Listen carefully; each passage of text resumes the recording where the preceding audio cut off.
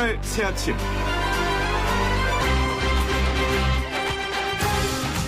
삼성 이재용 부회장이 대국민 사과를 했습니다. 4세 경영은 하지 않을 것이고 문호조 경영도 더 이상은 없을 것이라고 강조했죠. 승계 작업 관련 문제점에 대해서도 인정했습니다. 그러나 이재용 부회장의 사과문에 대해서는 평가가 엇갈립니다. 파격적인 사과문이었다고 긍정적으로 평가하는 쪽이 있는가 하면 과거와 현재는 없고 미래만 있는 맹탕 사과다, 이런 평도 있습니다. 대한민국에서 삼성이 갖는 이중적 의미를 생각해 봐야 될 것 같습니다. 공도 있고 과도 있죠. 삼성바이오의 분식회계 논란과 최순실 씨와 박근혜 전 대통령에 대한 뇌물재판이 아직 진행 중인 만큼 이재용 부회장의 사과가 얼마나 진정성 있는 것인지 지금 판단하는 것은 무리라고 하겠습니다. 앞으로 지켜볼 일입니다. 따뜻하고 상식적인 보통 사람들이 즐겨 듣는 YTN 라디오 노영의 출발 새 아침, 지금부터 시작합니다.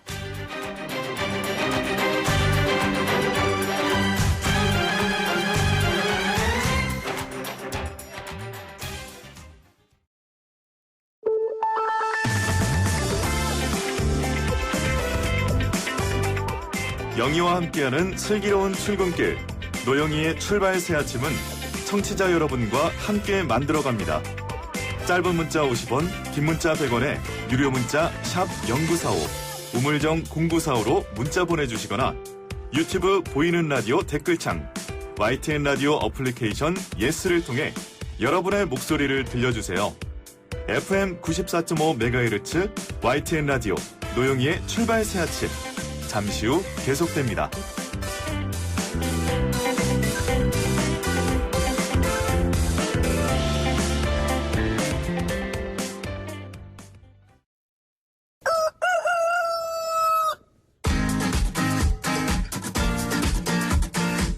어디서든 꼭 끼어들 수 있는 오늘의 뉴스, 꼭 끼요. 꼭 끼요. 매일 어디서든 꼭 끼어들 수 있는 오늘의 뉴스를 골라서 정리해드리는 시간입니다. 오창석 시사평론가와 함께하겠습니다. 안녕하세요. 네, 안녕하세요. 오창석입니다. 네, 아주 그냥 큰 소리로 시원하게 시작을 해보네요. 그런데 이재용 삼성 부회장에 관한 소식이 첫 번째 소식입니까?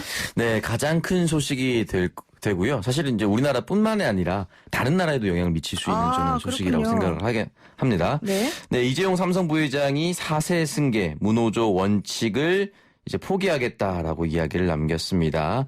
5년 만에 또 한 번 대국민 사과에 나선 셈인데요. 이 경영권 승계 문제에 대해서 자녀들에게 경영권을 물려주지 않겠다라는 이야기, 사실은 마음속으로 오랫동안 고민하고 있었는데 처음으로 밝힌다라고 이야기를 했습니다. 또한 문호조 원칙 역시 앞으로는 없을 것이다. 노사관계에 조금 더 힘을 쓰겠다라고 이야기를 남겼습니다. 네, 그런데 사실 이 부회장의 자제분들이 아직 어리지 않습니까? 이 상황에서 경영권 승계 문제를 지금 얘기하는 것이 특별히 의미가 있나요? 사실 큰 의미가 없다라고 보는 게 맞을 것 같고요. 네. 이 부회장의 자녀들이 아직 완벽히 성인이 된 것이 아니고 네. 대학교까지 졸업도 하지 않았습니다. 그렇기 때문에 이 부분에 대해서 경영 능력을 아예 판단할 수 있는 상황 자체가 되지 않습니다. 네. 그렇기 때문에 너무 서둘러 이야기한 것이 오히려 진정성이 없는 것이 아니냐, 이런 이야기를 남겼고요.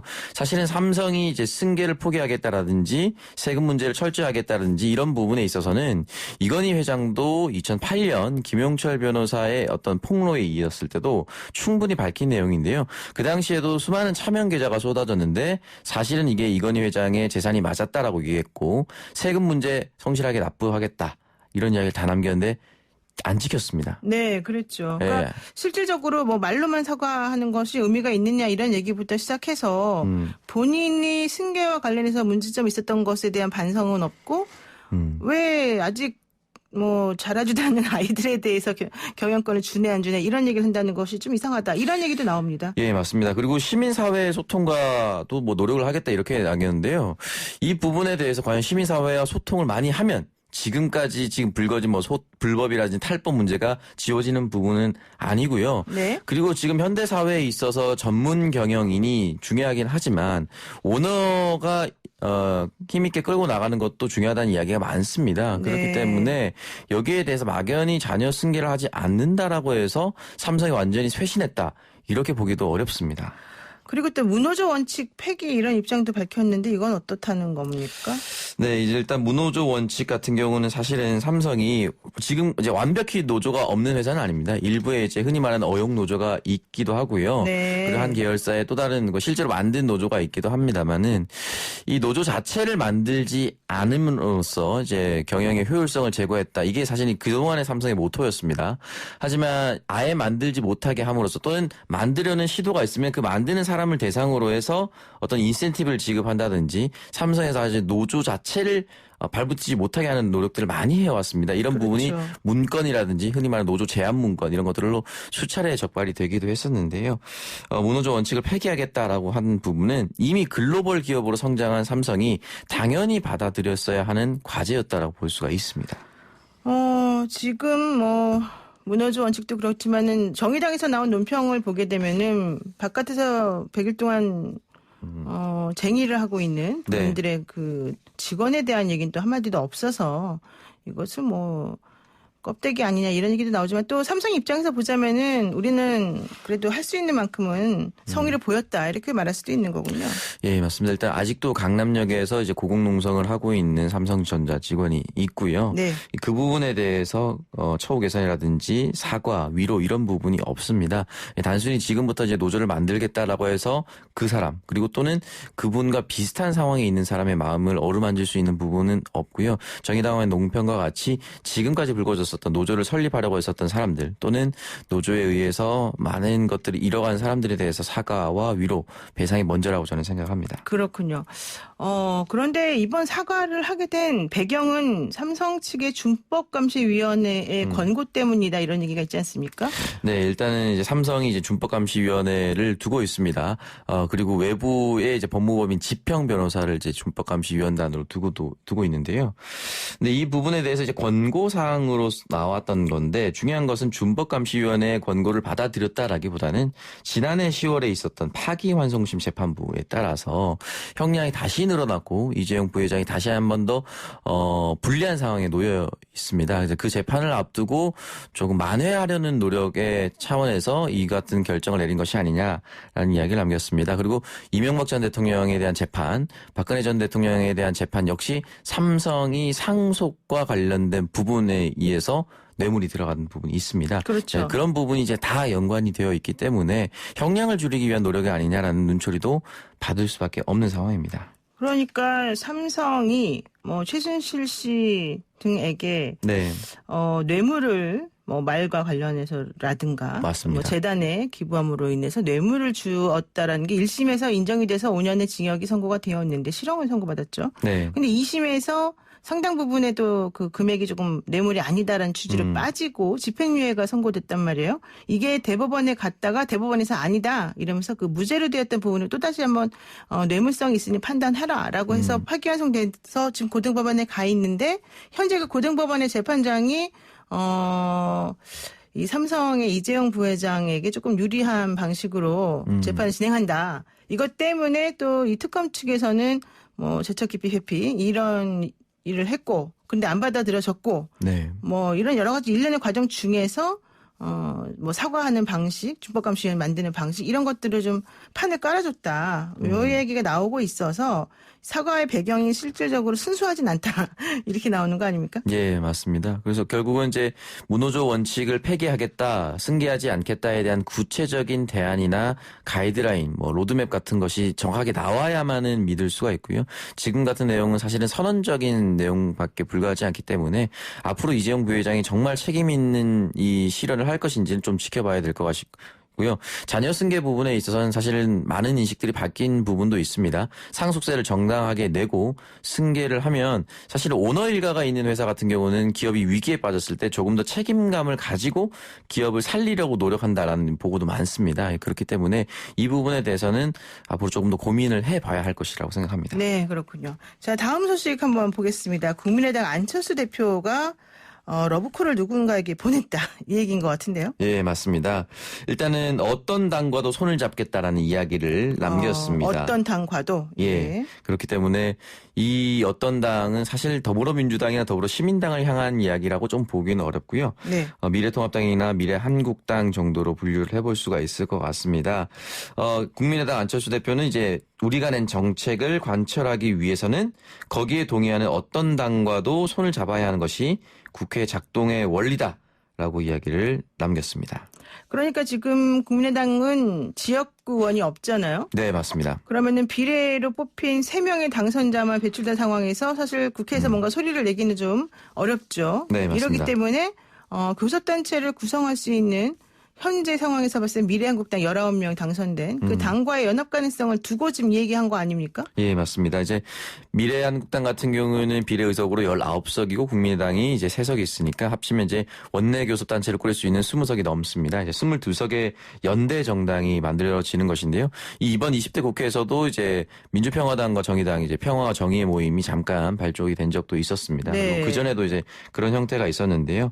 아마 이런 부분에 있어서 안철수 대표가 직접적으로 시동을 건 것이라고 볼 수가 있고 미래한국당이나 미래통합당 의원 측에서도 어느 정도 이제 순응하는 발언도 많이 나오고 있습니다. 근데 이 부분에 대해서는 이제 조금 더 지켜봐야 될 것으로 보입니다. 어제까지 나온 논평에 의하면 각 당에서는 아직까지 뭐 논의된 바는 없다 이렇게 선을 긋긴 했는데 앞으로는 어떻게 될지 모른다 이런 얘기군요. 예, 맞습니다.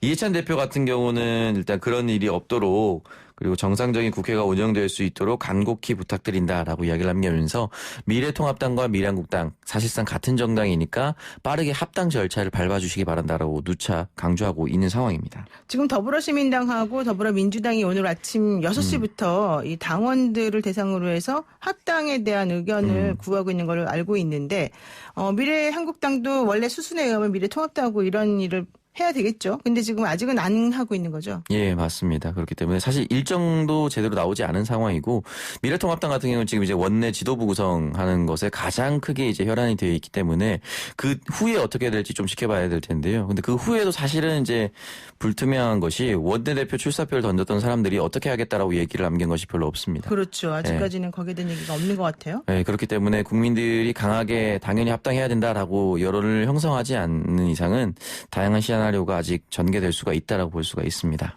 한국당하고 국민의당이 만약에 연합 교섭단체를 만들면 네. 지금 현재 상임위 뭐 의장을 네.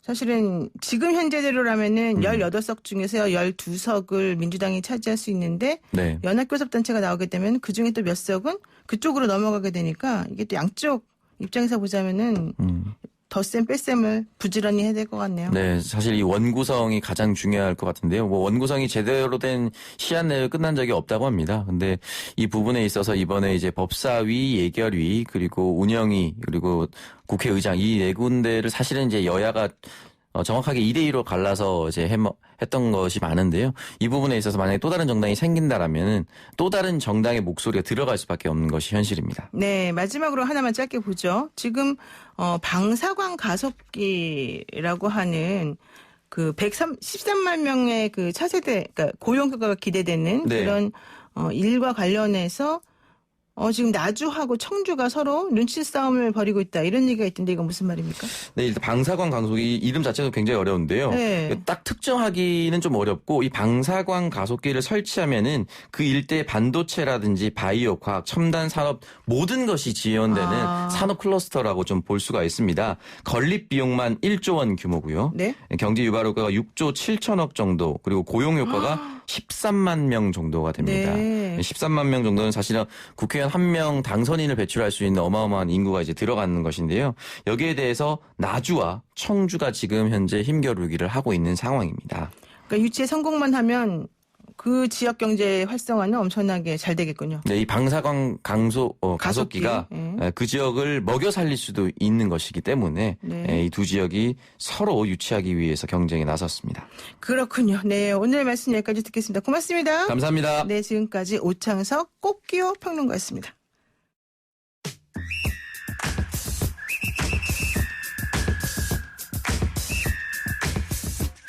영희와 함께하는 슬기로운 출근길 노영희의 출발 새 아침은 청취자 여러분들과 함께 만들어갑니다. 짧은 문자 50원, 긴 문자 100원에 유료 문자 샵 0945, 우물정 0945로 문자 보내주시거나 유튜브 보이는 라디오 댓글창, YTN 라디오 어플리케이션 예스를 통해 여러분의 목소리를 들려주세요. FM 94.5MHz YTN 라디오 노영희의 출발 새 아침.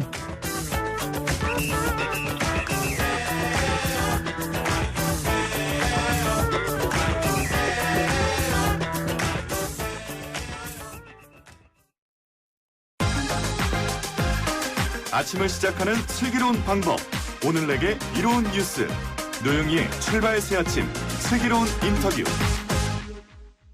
네, 오늘은 더불어민주당의 첫 원내 지도부가 결정되는 날이죠. 그렇기 때문에 어제는 경선에 참여하고 있는 김태년, 전해철, 정성호 원내대표 후보 그리고 이 초선 당선인들 간의 합동 토론회가 이어졌습니다. 토론회장에서 나온 생생한 소식을 전해 듣기 위해서 이용우 더불어민주당 경기 고양정 당선인과 연결해서 대화를 한번 나눠보겠습니다. 당선인님 안녕하세요. 예, 안녕하세요. 네, 일단 당선 축하드리고요. 예, 고맙습니다. 네, 그 총선에서 고양 지역구 중에서 가장 치열한 접전을 벌인 곳이다 이런 얘기가 지금 나오고 있는데 당선인께서는 지역구민들이 왜 뽑아주었다고 생각하십니까? 고향 일산이 가지고 있는 상당히 많은 문제들이 있는데 네. 그중에 핵심은 이게 베드타운으로서 서울의 위성도시 그리고 서울로 출퇴근하면서 겪는 여러 가지 문제가 있었습니다. 근데 저는 그 문제를 해결하기 위해서 앞으로 무엇을 해야 될 것인가. 그러니까 일산 고향에 기업이 찾아오는 도시 그리고 서구권 수도권 서구권의 중심이 되는 고향 일산의 비전을 얘기했고 그 비전을 얘기한 거에 대해서 선거 국민들이 많이 공감을 하지 않았나 이렇게 생각하고 있습니다. 네. 그리고 이제 그 실질적으로 본론을 한번 들어가 보겠습니다. 어제 당선인님도 그 원내대표 후보자 합동 토론회에 참석하셨죠? 예, 참석했습니다. 지금 김태년, 전해철, 정성호 후보 이 3명이 각축전을 벌이고 있는데 각각 안정적인 뭐 당 운영 그리고 당정청 관계 강화, 야당과 협상 이런 얘기를 내세웠습니다. 어떻게 들으셨습니까? 다 좋은 거고 지금 21대 국회가 무엇을 해야 될지를 잘 이야기해 준 것 같습니다. 특히 이번 총선에서는 지난 촛불혁명에 의해서 드러난 민심 이것을 완성하려는 국민들의 명령이 있었다고 봅니다. 그 명령을 수행하기 위해서는 이 촛불혁명이 왜 있었고 이게 나라냐라고 하면서 나왔던 국민들의 소리를 어떻게 이행할 것인가 여기에 초점이 맞춰져야 된다고 봅니다. 그 세 분들은 각각 그거에 대해서 해법을 제시하셨고 나름대로의 경륜을 보여줬다고 생각하고 있습니다. 네, 지금 그러면은 이 세 분이 내세우는 초선 의원이나 아니면은 이 다른 국회의원들의 마음을 잡기 위한 그런 전략이나 이런 것들은 무엇이었나요? 어제는 특별하게 뭐가 보였다고 생각하지는 않습니다. 그래서 저도 아직 어떻게 해야 될지 오늘 또 선거 현장에서 이야기를 들어보고 결정을 해야 되는데 결국에는 판단 기준은 모든 사람들이 우리한테 주어진 과제를 누가 잘 이행할 것인가가 아닐까 생각합니다. 근데 아직은 잘 모르겠습니다. 아직은 모르세요? 예. 그 오늘 원래 지금 투표하는 거 아니에요? 오늘 투표하는데 현장 분위기를 봐야죠. 제가 아마 부동표 올 것 같습니다. 그래요? 그 지금 초선 당선인들의 표심이 가장 중요할 것이다. 이런 얘기가 계속 나오고 있어요. 재선 이상의 그런 의원들은 이미 이 각 후보들이 가지고 있는 장단점이나 비전이나 혹은 이 청과의 관계라든가 이런 것들을 모두 잘 알고 있기 때문에 그런 것들을 아직 잘 모르는 초선 당선인들이 사실은 더 중요하다 이런 변수다 이런 얘기 나오는데 보시기에 다른 그 초선 당선인들의 분위기는 어떤가요? 아마 초선 의원님들은 다 아직까지는 좀 관망이거나 그 전에 봤던 관계들 이런 것 때문에 뭐 하고 있겠지만 관망세가 더 많은 것 같고요. 아직은 네. 정말 막 그런 거 가지고 누가 적합하다 이런 얘기를 해본 적이 별로 없기 때문에 아직 잘 모르겠습니다. 진짜. 지금 민주당 원내대표 임기가 1년이잖아요. 그리고 오늘 오후 2시에 이제 당선인 총회를 열고 원내대표 선출 절차를 진행을 하게 될 텐데 전체 163명이 투표를 해서 후보 간 정견 발표를 하고 투표를 하죠. 근데 예. 이게 1차 투표에서 과반 득표자 82명을 먼저 얻어야 되는데 그게 없으면 1, 2위 후보 간의 결선 투표가 이루어지는 거죠? 예, 그렇게 알고 있습니다. 그럼 여기서 이제 핵심은 개파 간의 표 대결이 있을 것이다 없을 것이다 뭐 이런 얘기가 지금 나오는 것 같은데 그렇게 따지면은 아무래도 비주류인 정성호 원내대표 후보보다는 김태년 전해철 후보 이 두 분의 대결이다 이렇게 봐도 되는 겁니까? 그런 이야기가 밖에서 들리긴 하더라고요. 근데 현재 더불어민주당의 개파가 있다라고 저는 그렇게 보지는 않습니다. 어떻게 하면 문재인 정부의 성공과 우리한테 주어진 과제를 풀 건가의 문제이지 네. 개파 정치는 저는 없다고 봅니다. 그런데 또 이런 얘기도 있더라고요. 실질적으로 초선 당선인들도 본인들을 공천에 좀 공천을 받게끔 힘을 몰아준 여러 당 내부에 인사들이 있을 것이고 그 인사들이 지향하는 방향으로 표를 던질 것이다 이런 얘기가 있던데 그건 어때요? 국회의원이 누가 어떻게 했다고 하는 게 아니고 자신의 독자적인 판단에서 할 거라고 생각하기 때문에 저도 여러분한테 이 사람 저 사람 이야기를 들었고 전화도 받았지만 저 스스로 혼자 판단하는 일이지 누구의 영향력에 의해서 결정되는 일은 아니라고 봅니다. 네. 일단 확고부동한 부정표는 맞는군요.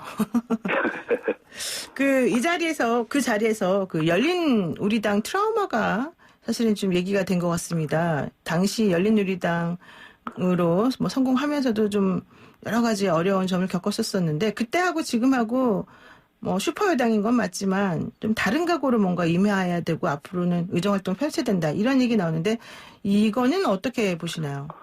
당연히 그렇게 해야죠. 그 당시에 있어가지고 처음 과반수를 내고 여러 가지 과제들을 각각 백과쟁명으로 냈던 상황이어가지고 일이 추진 안 됐던 부분이 많이 있었습니다.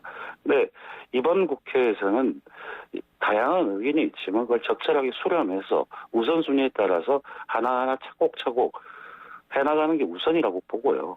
이거는 국민들이 저희한테 요구한 거기 때문에 이걸 못하면 저희들은 또다시 심판을 받을 수밖에 없다는 그런 심정으로 절박하게 해나간다면 큰 문제는 없다고 생각합니다. 그중에서도 특히 중요한 건 원칙이 뭐냐.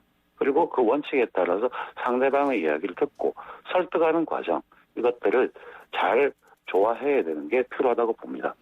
네. 정말 원론적인 얘기를 많이 하시는데. 네, 좀 구체적인 내용이 조금 있어야 될 것 같아요. 지금 새 후보, 그러니까 김태년 의원 같은 경우에는 당을 안정과 통합으로 이끌 수 있는 후보다 본인이. 그러면서, 경제 위기를 극복하는 원내대표가 되고 통합의 리더십에 방점을 두겠다. 이런 얘기를 하고 있는 것 같고. 또 전 의원 같은 경우에도 당정청 협력 강화를 특장점이다 이런 얘기하는 것 같습니다. 그런데 새 후보가 또 공통으로 내세우는 것이 있죠. 검찰 개혁과 언론 개혁의 필요성. 21대 국회 첫 원내 지도부가 이 두 가지에 대해서 좀 뭔가 역할을 하고 그런다라고 한다면 이 내부적으로는 이 검찰 개혁이나 언론 개혁에 대해서 어떤 식으로 하면 좋겠다 이런 얘기 나온 게 있어요? 특별하게 나온 건 없는데 제가 그냥 개인적으로 생각하기에는 지금 검찰개혁은 공수처 설치와 확실한 이행, 그다음에 검경수사권 조정이라든지 기소권 분리 이런 부분들을 명확하게 하는 게 우선이라고 보이고요. 네. 하나씩. 네. 언론개혁 필요합니다만 전선을 그렇게 막 벌려가지고 하는 것이 아니라 지금 진행되고 있는 걸 하나하나씩 완료하면서 차곡차곡 나가는 게 중요하다고 저는 생각하고 있습니다. 지금 이용우 당선인 같은 경우는 전 카카오뱅크 공동대표를 역임하신 실물 경제 전문가 아니겠습니까? 예. 그래서 아마도 이제 기획재정위원회 이런 곳에 조금 관심이 있을 것 같은데 지금 초선 당선인들도 관심이 있는 게 상임위 배분 문제인 것 같아요. 새 원내대표 모두 여기에 대해서 조금 공을 들이고 있는 것 같은데 이런 전략이 당선인들의 마음을 사로잡는 데 좀 역할을 할까요? 글쎄요, 각각 새로 당선되신 분들이 하고 싶은 일이 있을 겁니다. 자신이 국회의원이 된다고 했을 때 해야 될 자신의 과제들이 있기 때문에 당연히 그 과제를 수행하기에 적합한 상임위 배정은 중요하기 때문에 영향은 있다고 봅니다. 그런데 원래 이 상임위가 사실은 차지하는 그 의미나 또 지역구와 연결시켜서 뭔가 일을 잘했다 못했다 이런 평가를 받는 데 또 중요한 부분이기 때문에 상임위 배분 문제는 생각보다는 공평하게 돌아가지 않는다 이런 얘기가 있더라고요. 뭐 그럴 수 있겠지만 국회의 상임위라고 하는 것이 요즘 보면 상임위가 상설화되고 또 좀 소외된 상임위라고 할지라도 그것하고 다 연결돼 있기 때문에 큰 차이는 없다고 생각하지만 그래도 그 부분에서 새로 원내대표 되시는 분이 여러 가지 조율을 하실 거라고 믿고 있습니다.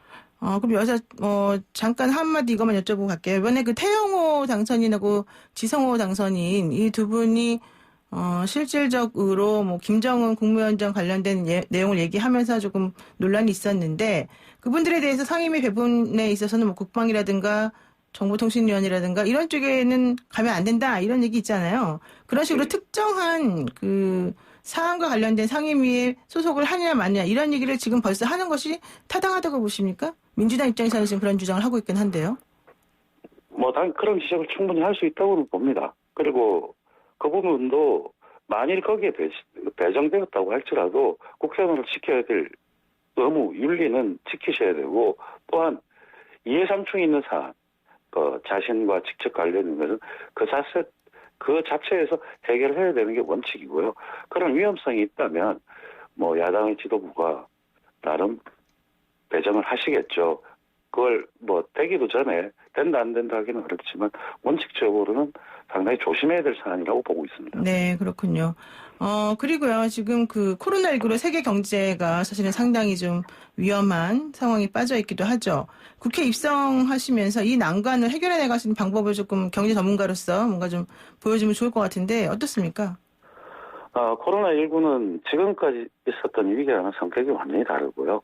경제 자체가 아닌 외부 충격에 의해서 총수요 자체가 제한되는 그런 위기입니다. 그리고 이제 시작입니다. 그렇기 때문에 이런 상황에서는 우선 총수요를 지키기 위한 것.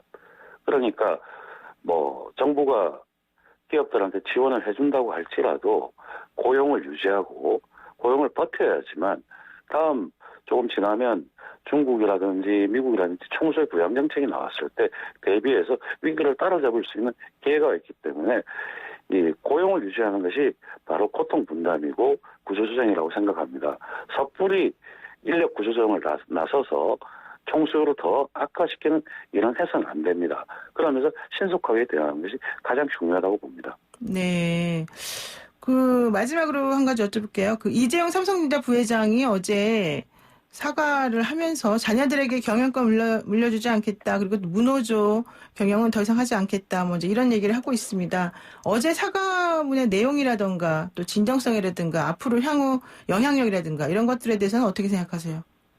한 두세 가지를 지적할 수 있을 것 같은데요. 첫 번째가 아마 4세 경영권 이양을 안 하겠다고 하셨는데 이건 논리적으로 말이 안 되는 일이라고 생각합니다. 네. 경영권을 이양할 권한은 주주에게 있는데 네. 이재용 회장이 가지고 있는 지분 가지고 현행법상으로 자식한테 물려준다 안 한다 권한이 없는 사람 이야기를 했죠. 네. 지금 삼성 문제를 바라볼 때 가장 큰 문제점 중에 하나는 주주의 권한과 경영진의 권한 이걸 혼동하는 게 있습니다. 이런 부분에서는 좀 문제가 있는 이야기였고 네. 두 번째로 지적할 수 있는 게 현재 재판의 쟁점은 뭐 삼성바이오로직스나 삼성물산 등등의 재판에 있어서 하나의 쟁점이 있습니다. 삼성 에버랜드로부터 출발해서 지난번 이 현재 재판까지가 이재용 회장의 승계와 연계된 거냐 아니면 합병 과정은 별개의 문제냐가 쟁점입니다. 네. 그리고 특검에서는 그냥 하나의 연속된 과정이라고 보고 있었습니다. 근데 삼성은 그건 연속된 과정이 아니라 이렇게 했었는데 어제 발표문으로서 그 자체가 연속된 과정이라고 자인한 모양이 돼버렸습니다. 아마 재판에 이런 사안 자체는 삼성 이재용 회장의 의도와는 달리 상당히 좋지 않은 진술로 여겨집니다. 그러니까 4세 경영 문제는 사실 뭐 언급할 수 있는 상황이 아닌데 좀 잘못 얘기하는 것 같고 본인의 승계 작업이나 이와 관련해서 문제가 된 여러 가지 쟁점들에 대해서는 스스로 자인하고 있는 거다. 이렇게 보시는군요. 그렇게 돼버렸습니다. 예, 알겠습니다. 예, 오늘 말씀 여기까지 듣겠습니다. 고맙습니다. 네, 감사합니다. 네, 지금까지 이용우 더불어민주당 경기 고양정 당선인이었습니다. 네, 노영의 출발 새 아침 1부 순서 여기서 마칠 건데요. 마치기 전에 여러분 YTN 라디오 앱 이벤트 다들 참여하셨습니까? 새로워진 YTN 라디오 앱 인증샷을 사진을 첨부해서 100원의 유료 문자 샵 0945 우물저 0945번으로 보내주시면요. 층간소음 방지 매트, 폼롤러, 만두, 커피 쿠폰 등 푸짐한 선물을 드리고 있습니다. 준비된 선물 수량이 아주 많습니다. 당첨 확률이 매우 높다는 점 다시 한번 말씀드리고요. 이번 주에도 계속 진행되고 있으니 많은 참여 부탁드리겠습니다. 저는 뚱커벨과 함께 2부로 돌아오겠습니다.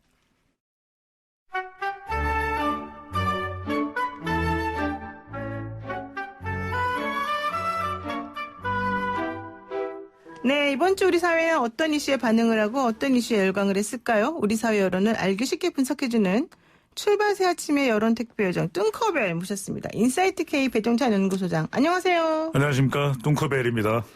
아, 저는 뚱커벨이 송가인 노래자랑에도 나오시는 줄 몰랐습니다. 무슨 얘기인지. 좀 됐습니다. 지난번에 이제 설 연휴 때. 네.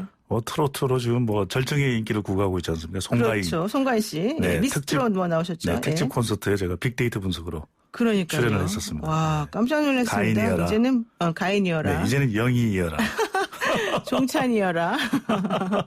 야, 근데 진짜 영역의 구분 없이 모든 곳에 빅데이터가 다 활용되고 있다. 이렇게도 봐도 되겠군요. 그럼요. 데이터는 곳곳에서 다 사용될 수가 있는 거니까요. 네, 앞으로 이제 출발 새 아침 빅데이터도 한번 연구해서 네. 알려주시면 감사하겠습니다. 그렇게 하겠습니다. 네. 자, 대통령 지지율 얘기부터 해야 될 것 같은데요. 고공행진입니다. 여전히 고공행진입니까? 네. 앞으로도 계속 그럴까요? 어떻게 될까요? 좀 지켜봐야 될 텐데 리얼미터가 YTN TBS 의뢰를 받아서 지난 27일부터 29일까지 실시한 조사이고 전국 1,509명 무선 전화 면접 및 유무선 RDD 자동답 조사였고 표본 오차 95% 신뢰 수준 플러스 마이너스 2.5%포인트 응답률 4.1% 자세한 사항은 조사기관의 홈페이지나 중앙선거론조사 심의위원회 홈페이지에서 확인 가능합니다. 잘하고 있다는 긍정평가가 60.6%. 잘 못하고 있다는 부정평가는 35.4%였습니다. 네. 비슷한 시기에 실시된 조사에서 이보다 긍정평가는 더 높고 부정평가는 더 낮은 조사도 있었습니다. 아, 그렇군요. 말 아니, 그대로 근데 문재인 대통령 지지율은 고공행진입니다. 근데 지금 오는 10일이 만 임기 3년이거든요. 네. 근데 이 시기에 이 정도로 호평을 받는 대통령 지지율이 긍정적으로 나타나는 역대 대통령은 없었습니다. 근데 참 신기하지만 자, 이 원인을 우리가 좀 찾아봐야 될 거 네. 아닙니까? 예. 어떻습니까? 코로나19가 원인이겠죠. 보통은 대통령 지지율에 영향을 주는 중요한 세 가지 변수는 경제, 북한, 또 공공계획입니다. 그래서 우리가 경북공이라고 부르는데 공공계획은 검찰 이슈가 가장 크겠죠. 근데 지금은 모든 이슈를 코로나19가 다 집어삼킨 상태 아니겠습니까? 네. 이른바 코로나19 블랙홀이라고 그러는데 이 코로나19 대응을 잘하고 있다. 정말 잘하고 있다. 이런 평가를 받으면서 국정수행을 긍정적으로 평가하는 이유를 물어보면 코로나19에 잘 대응하고 있다가 압도적으로 높습니다. 그래요. 네, 국정수행을 부정적으로 평가하는 이유를 물어보면 경제, 민생 문제 해결 부족 이렇게 또 나타나고 있습니다. 그러니까 지금 야당에서 원래 계속해서 그 문재인 정부를 공격하는 그런 수단이라 그럴까요? 공격하는 이유 중에 하나가 원래 경제 문제 아니었습니까? 그렇죠. 그랬는데 코로나19가 그 경제 문제까지도 다 이렇게 빨아들였다는 거예요? 그렇죠. 지금은 이제 글로벌 경제 팬데믹이기 때문에 네. 우리 경제만 가지고 문제 해결이 안 되거든요. 미국과 유럽 우리가 수출 의존도가 그만큼 높기 때문에 하지만 우리 스스로는 잘하고 있느냐를 봤을 때 IMF나 또는 피치, 무디스 같은 국제신용평가사의 객관적인 분석은 네. 그래도 한국은 상당히 잘하고 있다. 그렇죠. 이런 평가를 받으면서 대통령의 지지율은 더 올라간 것이죠. 그걸 또 국민들이 다 알고 있군요. 네. 자, 그러면 역대 아까 조금 말씀하긴 하셨는데 역대 대통령들하고 비교해 봤을 때 임기 이제 4년 차에 접어들 텐데요. 방금 전에 문재인 대통령 지지율 60%대라는 말씀 드렸잖아요. 네네. 그렇죠? 근데 비슷한 시기에 보면 노태우 대통령은 긍정평가가 25%였습니다. 임기 4년째 들어갈 때? 네, 비슷한 시기에. 25%요? 예, 25%. YS가 32%. 네. DJ가 30%. 노무현 대통령이 23%였거든요. 그런데 60%대. 와. 일찍이 역대 대통령에서는 볼 수가 없었던. 그러니까 보통의 경우에는 임기 3년차, 4년차 되면 슬슬 지지율이 빠져요. 그래서 그렇죠. 마치 대통령의 지지율이 은행의 계좌 같다. 아니 쓴 일이 없는데 왜 자꾸 잔고가 없어. 맞아요. 이렇게 이야기 되는데 월급 통장 같아요, 진짜. 네. 문재인 대통령은 오로지 코로나19가 기준이 돼서 평가가 되면서 이게 또 총선에도 엄청난 영향을 미쳤거든요. 여당 합상의 가장 큰 공신은 1등 공신은 열일을 한 사람은 대통령의 지지율이었다는 이야기가 나오는 겁니다. 그렇군요. 네. 자, 그러면 대통령 지지율이 높으면 여당 지지율 높다. 이게 원래 그동안의 공식이잖아요. 똥커벨 공식이죠. 네, 이거 뭐 본인만 그렇게 얘기하는 건 아니죠? 왜 그렇습니까? 밀어붙여야 됩니다. 네. 네, 어쨌든 근데 그 공식이 그대로 유효하다고 볼 수 있어요. 적용돼 있습니다. 네. 네. 더불어민주당이 45.2%로 나타났습니다. 물론 이제 그 직전 조사는 50%대였어요. 그렇죠. 많이 워낙 떨어졌죠, 조금. 높았는데 예. 그런데 뭐 45.2, 40% 중후반대 정도가 지금 높게 나오는 지지율로 맞는 것 같고요.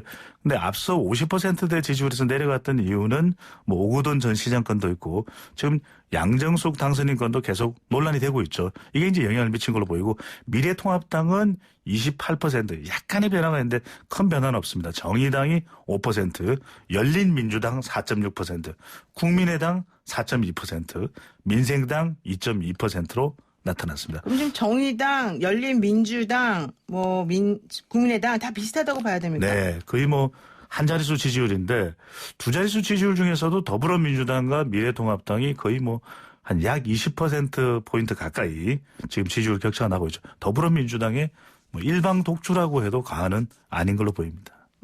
다른 데에서는 미래통합당의 지지율 더 내려간 그런 것도 있죠. 19%, 20%대가 안 되어가지고 좀 놀랍다 이런 얘기도 나오지 네. 않습니까? 그러니까 자동응답 조사보다는 면접원이 직접 하는 정당 지지율 조사에서는 미래통합당이 약 10%포인트 낮게 나오는 그런 결과를 볼 수 있습니다. 그런 차이가 있습니다. 조사 방법에 따라서 그러니까 이제 자동응답 조사의 경우에는 보통 뭐 샤이 보수가 없다고 이야기할 수 있을 정도로 버튼을 누르거든요. 그런데 네네. 면접원이 직접 물어보면 이게 흔쾌히 내가 특정 정당을 좋아한다라고 말하기가 어려운 일종의 샤이 현상이 작동을 하는 거죠. 네.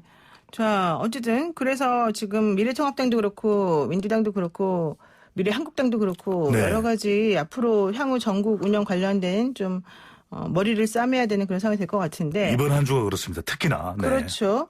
지금 요번에 그 원내대표 선출하잖아요. 네, 더불어민주당도 그렇고 미래통합당도 그런데 더불어민주당부터 먼저 살펴보면은 누가 될 것인가 궁금해요. 다 네, 정말 궁금해요. 경기도 지역의 국회의원이고 각 4선 또는 3선을 한 의원인데 또 1차에서 될 것인가 과반을 얻어야 되거든요. 또 초선의 표심은 어디로 갈지도 중요한데 지금 더불어민주당 지지율도 높고 대통령 지지율도 높고 총선 압승을 했고 이럴 때는 어떤 원내대표를 선택할지도 상당히 궁금합니다. 전해철, 김태년, 네. 정성호 3파전인데 전해철 원내대표 후보는 전형적인 친문이거든요. 그러니까 그렇죠. 당정청 관계를 누구보다도 잘할 자신이 있다 이렇게 강조를 하고 있고 어제는 초선 의원들을 대상으로 해서 초선 당선인들을 대상으로 한 연설회도 있었죠. 김태년 후보는 친문이라기보다는 당권파 또는 이해찬계로 분류가 되는데 폭넓은 의사소통 그리고 초심의 초선 당선인들의 마음을 잡고 싶다.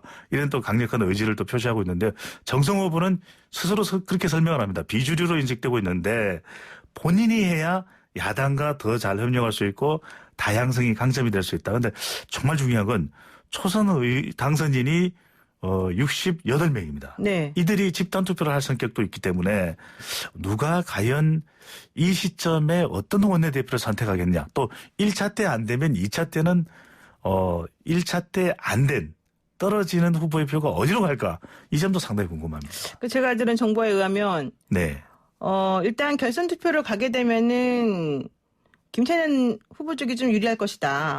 왜냐하면 지난번에 이인영 원내대표를 뽑아준 사람들이 김태년 미안한 마음이 후보한테 있겠죠. 좀 부채감을 네. 많이 가지고 있다 이런 얘기가 있단 말이죠. 그럴 수 있죠. 그런데 또 전해철 후보 같은 경우에는 현재 지금 초선 당선인들 또 중심으로 해서 네. 또 지지도가 좀 있다고 얘기를 하고 있기도 하고 그래서 아직은 누가 더 우세인지는 좀 잘 모르나 그래서 봐요. 참 정말로. 모르겠어요. 왜냐하면은 네. 일반적으로는 일반 국민들을 대상으로 해서는 여론조사를 실시할 수 있는데 네. 이것도 여론조사도 안 되거든요. 그러니까 아. 참 누가 될지 계속해서 심리를 파악을 해야 되는데 좀 이렇게 넉넉한 시기입니다. 지금 압승도 했고 네. 대통령 정당의 지지율도 다 높을 때 과연 누구를 선택할까 좀 폭넓게 선택하지 않을까라는 생각도 듭니다. 폭넓게라는 게 무슨 말일까요? 그러니까 특정 대통령과 너무 가깝다라는 것이 기준이 안 될 수도 있다. 네.